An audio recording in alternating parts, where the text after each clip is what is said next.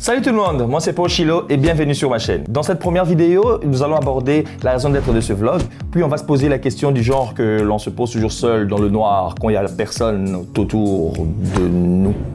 Pourquoi mes vidéos sont nulles? Mais avant tout, cliquez-moi sur ce pouce bleu, abonnez-vous sur la chaîne, partagez-la avec vos proches pour des contenus plus instructifs et alléchants. Suivez-moi sur Instagram, Facebook et Twitter. And now, place à l'intro.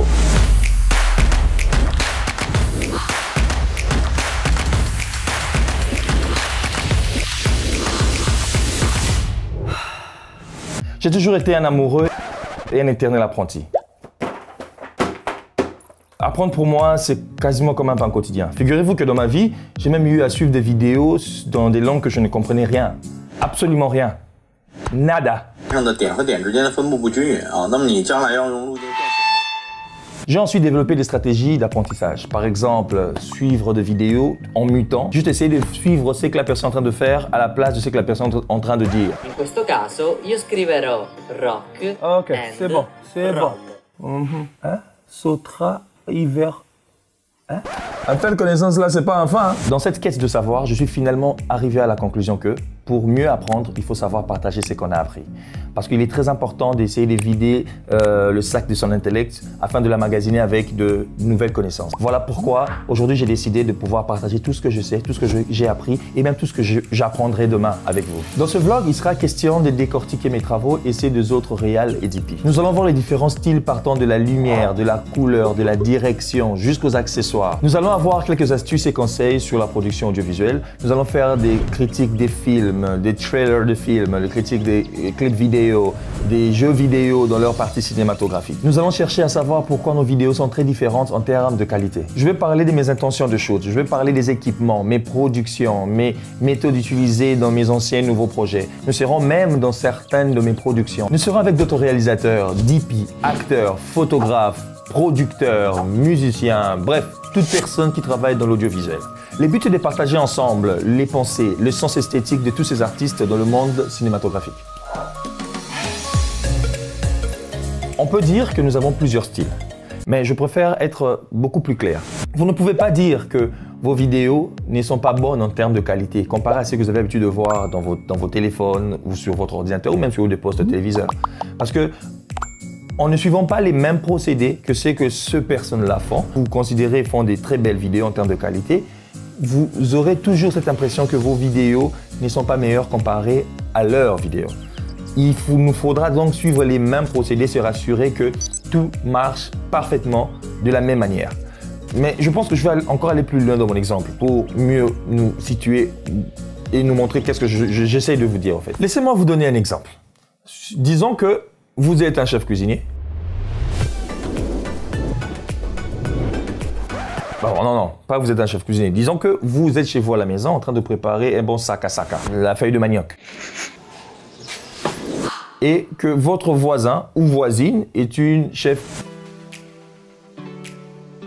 Vous deux, vous préparez la même chose, du saka. Vous dans votre cuisine, elle dans sa cuisine. La différence se sentira déjà à partir de l'odeur qui sortira de votre cuisine et de la sienne. Du fait que vous allez préparer votre saka, qui ne sera pas autre chose que du saka, mais ça sera préparé selon vous.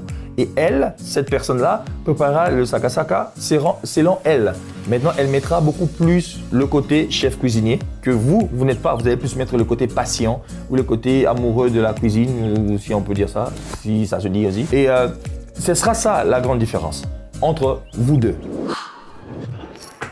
La différence qui se fait entre ce chef cuisinier et vous est que ce chef cuisinier a des connaissances. Ce chef cuisinier a eu à apprendre à mieux faire ses compositions, à mieux mélanger tout ce que l'on fait pour préparer un bon saka selon les chefs cuisiniers. Ce qui fait que vous et ce chef cuisinier, vous avez une très grande différence. La différence, c'est que l'une de ces deux personnes a une connaissance de la matière, l'autre ne l'a pas. C'est dans ça, au fait, que j'allais arriver pour mettre un exemple entre les réals et DP que nous admirons et nous. Eux, ils travaillent avec une connaissance. Ils ont la connaissance sur la matière. Par contre, nous travaillons par instinct, nous travaillons par amour, par talent ou même par moment par don. Juste parce qu'on a le don de faire ce genre, de sortir des belles idées et que nous travaillons ainsi. Mais eux, ils ont étudié ça. Ah! Elle peut pas même pas les Sarasaka. Cela veut dire quoi? Cela veut dire que, arrivé à un moment donné, et vous, et cette personne-là que vous considérez meilleure que vous, il y aura une très grande démarcation. Dans le fait que, si on revient sur le saka-saka, le chef cuisinier, qui est votre voisine ou voisin, peut préparer le même saka-saka, mais en différents modèles.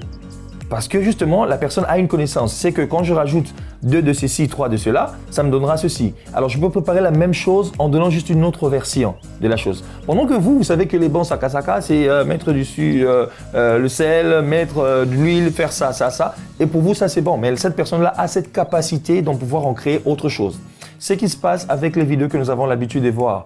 Eux, ils travaillent avec des notions, sachant que pour la même prise, pour la même vidéo, la personne peut vous sortir plusieurs types d'éléments, plusieurs types de mood, de style sur la même scène ou le même set.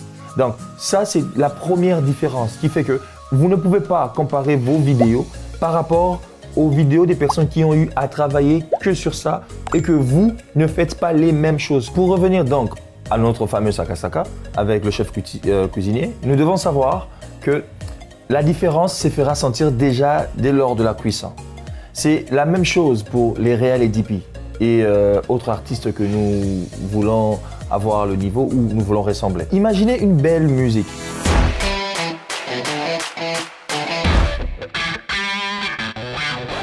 Dès que ça commence à jouer, rien que vous avez les premières notes, vous sentez déjà que ça, c'est de la bonne musique. Et pourtant, la personne n'a pas encore chanté. Pourquoi? Parce que tout s'est bien préparé pour que la personne chante merveilleusement bien. C'est idem pour le saka-saka. L'odeur déjà nous dira à quoi nous attendre. Ça, déjà, quand tu sens, aujourd'hui, le saka-saka là va être très mortel. Vous savez, là, on comprend déjà que aujourd'hui, ça sera vraiment fun, ça sera vraiment super. Pendant que nous, généralement, quand on travaille, on se dit, OK, on met tout ce qu'on peut mettre, on se dit, OK, on va le faire. Et surtout, quand on réfléchit à la post-production, on va essayer de tout arranger après, au cas où ça ne marchait pas.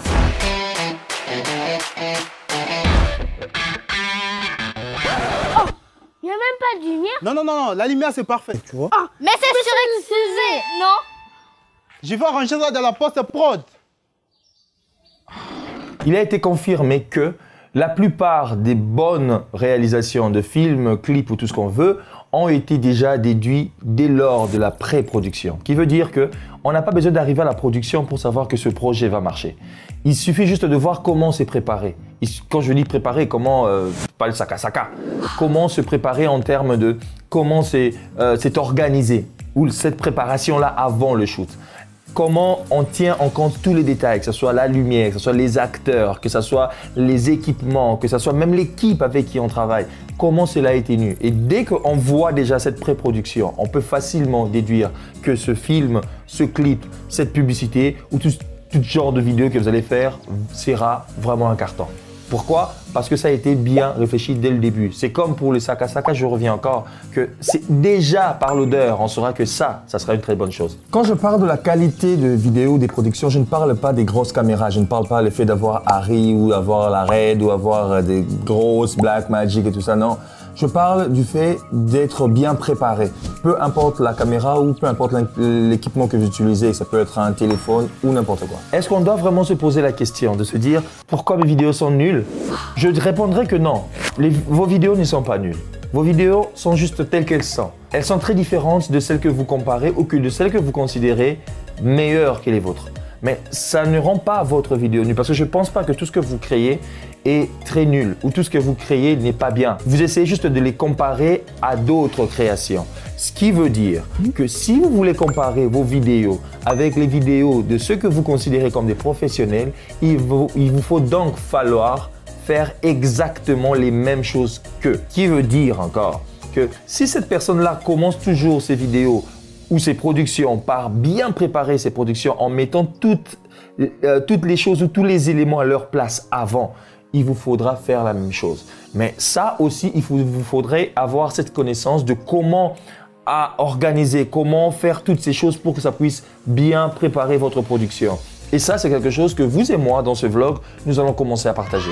Nous allons partager les productions des autres réalisateurs, comme je l'ai dit tantôt. Nous allons commencer à voir comment se préparer pour une production ou comment trouver l'inspiration. Et ça, je vous assure, ça sera vraiment très ouf entre nous. Mais avant tout, cliquez-moi sur ce pouce bleu, partagez la chaîne avec vos proches pour des contenus plus instructifs et alléchants. Suivez-moi sur Instagram, Facebook et Twitter. Ne vous limitez pas à vos ordinateurs. Écrivez, shootez, éditez et recommencez encore.